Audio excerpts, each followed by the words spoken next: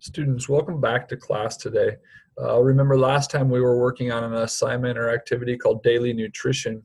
And our focus question for this activity was, for your current age, gender, and activity level, what would you recommend to others with the same characteristics? What would the average cost of the daily recommendation be?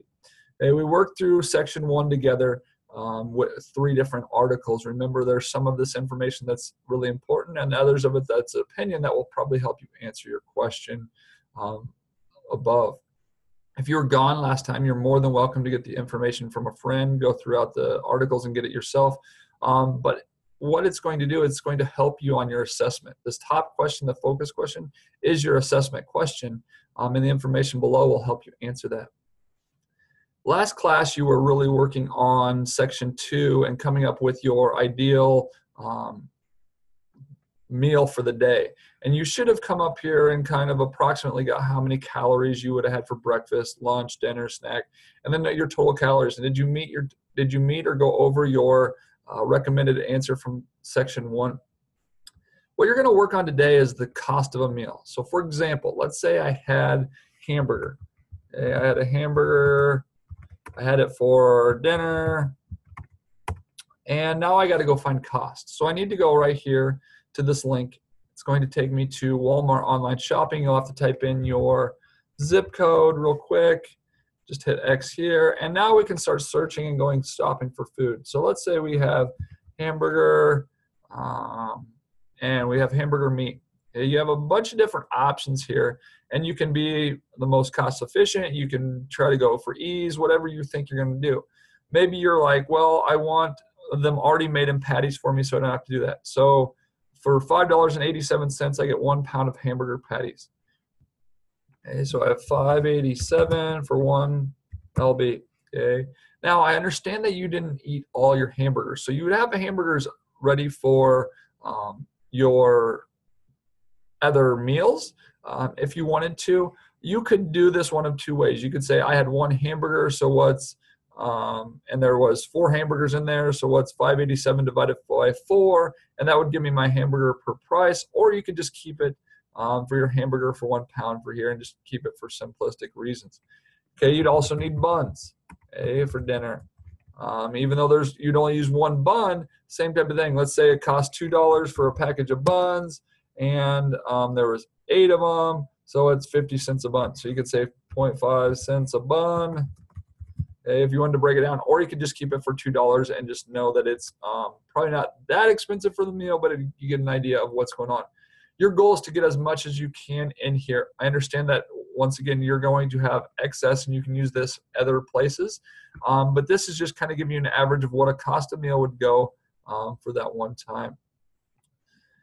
Once you are done with that, now you're going to move on to the next focus, which is the obesity epidemic.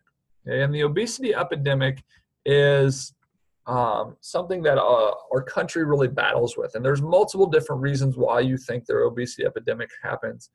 And I'm going to go through some ones that are, I guess, hot topics if you would go out and research. I'm not saying any of these are the most important or the least important. I'm not even saying we might even have missed 1 or 2 ideas that you have of why obesity epidemic in America. Okay? But as you're going through this, okay, the updated statistics as of August 31st of 2017, according to the most recent data, adult obesity rates now exceeded 35% in 5 states, 30% in 25 states, and 25% in 46 states. West Virginia has the highest and Colorado has the lowest. There are probably multiple different reasons. As you were watching this slide, I want you to kind of think of, why is America so obese? What ideas do you have of beef would require you to think, all right, America is obese because... So think about your list. My guess is you've come up with many different options in here. And as you scroll throughout this rest of the slideshow, we're going to give you some ideas in this. Okay? Some ideas that we found in our research are genetics cause it. Okay? One theory is out there that genetics cause your obesity. It's handed out from generation to generation. The next idea is fast foods to blame. Okay? We've seen many different movies over the time. We've also seen that fast food restaurants double to over 300,000 establishments in the United States. The American government, is the American government to blame? Should they be regulating the food tax, should they be regulating what's advertised? Should they have more control over what we eat? Big food companies, okay? Big food companies make about 10 companies make up the world's food market. Are they inflating prices? Are they doing different things, adding different things because they want you to eat them? Is the environment, your social norms, your socioeconomic status, kind of the factor? Modern technology, we can order food, we can order our groceries online, set at our house, they get delivered, and then we have to get up to the door and get them. Fast food deliveries, different things like that. Is that to blame? Sedentary lifestyle, okay, just not doing much. Okay, so who's to blame? America's obesity epidemic affects 35%, as we said earlier, and 24% of our teen population. So eventually this is going to be your test question. So what you're going to do in your assignment today is you're going to, first of all, go through and you're going to summarize the 7 slides. I know I kind of went fast through them, but I want you to put each slide in your own words. Okay, starting to think about which one do you think. And then some follow-up questions that you're going to work on individually is which reason do you think you see most in students your age? How do you think the school contributes to this epidemic? What topic do you think is the most influential to advocate for? Okay, what would you do at Northview to bring awareness to any of your answers from number 3? And then question number 5 is, now you have to decide which one is the most to blame. And you're going to put that in the highlighted blank. And then you need to go out and find 3 additional facts that help back up your claim.